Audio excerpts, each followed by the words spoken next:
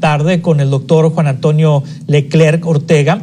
Él es decano de la Escuela de Ciencias Sociales de la Universidad de las Américas Puebla, además de dirigir el Centro de Estudios sobre Impunidad y Justicia. Tiene varios años la Universidad de las Américas Puebla midiendo la impunidad en México y haciendo comparativos con otras naciones del mundo, y le agradezco al doctor Leclerc que esté con nosotros esta tarde en Mega Noticias. Doctor, ¿cómo está? Muy buenas tardes.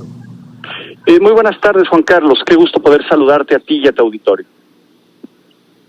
Gracias, doctor. Hay una correlación entre niveles altos de justicia, es decir, niveles bajos de impunidad.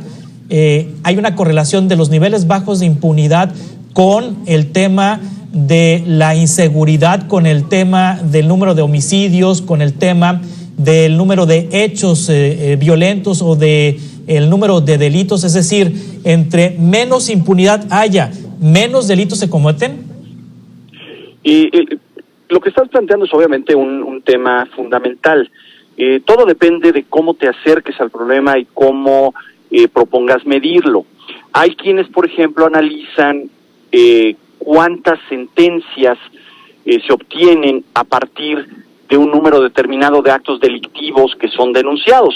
Y obviamente pues las cifras en México son de terror, ¿no? Alrededor del 90% en general de los delitos no llegan a una sentencia cuando son investigados, porque adicionalmente hay que pensar que en general la llamada cifra negra o el número de delitos que no se denuncian en promedio anda por 92-93% en el país.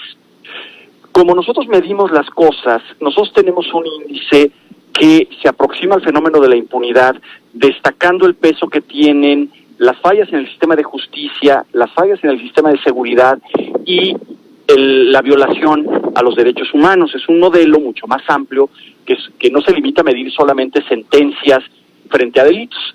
En ese caso, para nosotros, un componente fundamental para entender los niveles de impunidad es cuál es la estructura que tiene el sistema de seguridad, entendiendo por ello el tipo de capacidades institucionales que tienen las autoridades para hacer frente al problema, y la parte funcional que tiene que ver con los resultados que se obtienen. Y en ese sentido, pues, nuestra medición para el caso de México, que hicimos en 2016, 2018, para todas las entidades, nos arrojaba que realmente muy pocos estados de la República se encuentran en niveles de impunidad bajos. Todos se encuentran en niveles de impunidad que van de altos a muy altos, y nos habla de problemas muy graves en la estructura del sistema de justicia, un sistema de justicia colapsado, pero también de problemas fundamentales en la estructura de seguridad.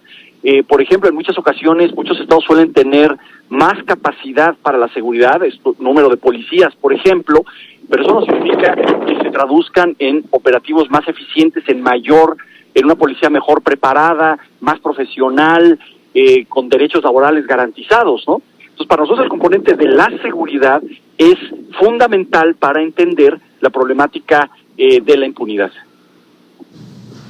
Sí, hay quienes piensan entonces que si se castigan los delitos, estos van a ir a la baja, se van a reducir, se van a inhibir, es decir, un delincuente, un potencial delincuente evita cometer un delito porque sabe que será castigado, o un delincuente ya cuando ha decidido cometer un delito no le importa si es castigado, no le importa si lo van a meter a la cárcel, no le importa si lo van a detener.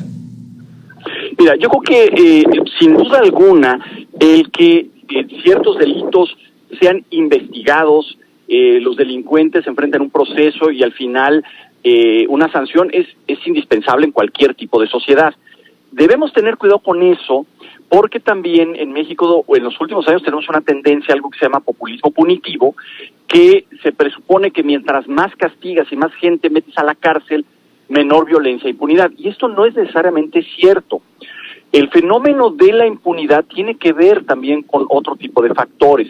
Para entender la problemática de la inseguridad en México, tenemos que entender también problemas de desigualdad socioeconómica que impactan en diferentes estados, problemas de movilidad social, pero por supuesto también problemas de seguridad de carácter preventivo, no solamente en términos de cuánto se castiga, sino que la autoridad, sobre todo el trabajo de seguridad, tiene que estar enfocado también a prevenir y evitar que los actos delictivos se cometan.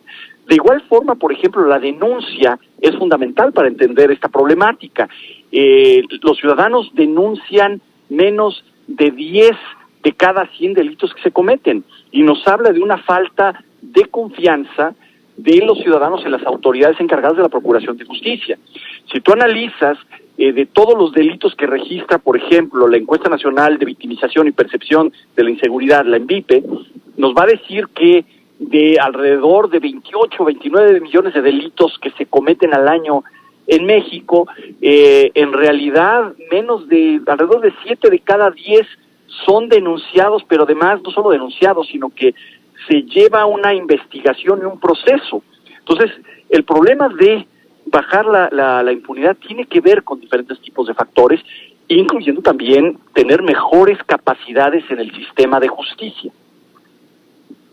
Sí, el tránsito, la transición de procuradurías estatales a fiscalías estatales autónomas ha provocado que los niveles de impunidad disminuyan en nuestro país. Es decir, ha evolucionado la Procuración de Justicia con este sistema de justicia penal que tiene ya no vamos a decirle que es nuevo, pero ya tiene algunos años, pero también en la transformación de las procuradurías en fiscalías de justicia autónomas o supuestamente autónomas.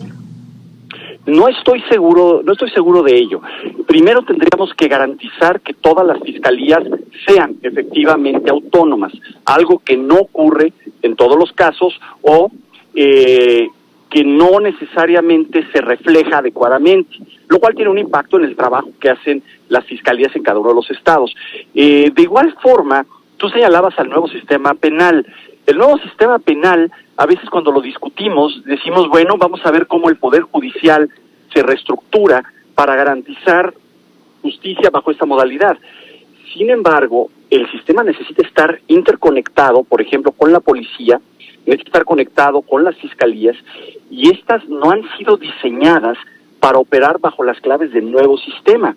Los operadores del sistema, todos los funcionarios que trabajan en procuración o en labores de seguridad, no fueron formados, no han sido capacitados o simplemente no aceptan trabajar bajo la modalidad del nuevo sistema. Mientras los operadores del sistema no estén alineados bajo una misma mentalidad, de acuerdo a las características del nuevo modelo, simplemente desde la forma en que cómo se lleva adelante la detención, todo el debate que hemos tenido en México sobre el debido proceso y su importancia, va a ser muy difícil que funcione el sistema. A veces se le exige y dicen, es que todo el problema está en los jueces o en el sistema judicial. Eso no es necesariamente cierto. Los problemas relacionados con garantizarle justicia a los ciudadanos arrancan en muchas ocasiones con investigaciones que están mal hechas y que por lo tanto cuando llegan al juez, el juez no puede procesar porque se violaron los derechos del inculpado. Entonces tenemos un reto monumental en conectar esas instituciones y hacerlas trabajar bajo un mismo enfoque, que en este caso es el nuevo sistema penal. Doctor Juan Antonio Leclerc Ortega, decano de la Escuela de Ciencias Sociales de la Universidad de las Américas en Puebla, muchas gracias por tomar esta llamada. Estaremos atentos para platicar con usted sobre estos temas. Te agradezco muchísimo, Juan Carlos, un gusto poder saludarte y le envío un cordial saludo a tu auditorio. Gracias, muy buenas tardes.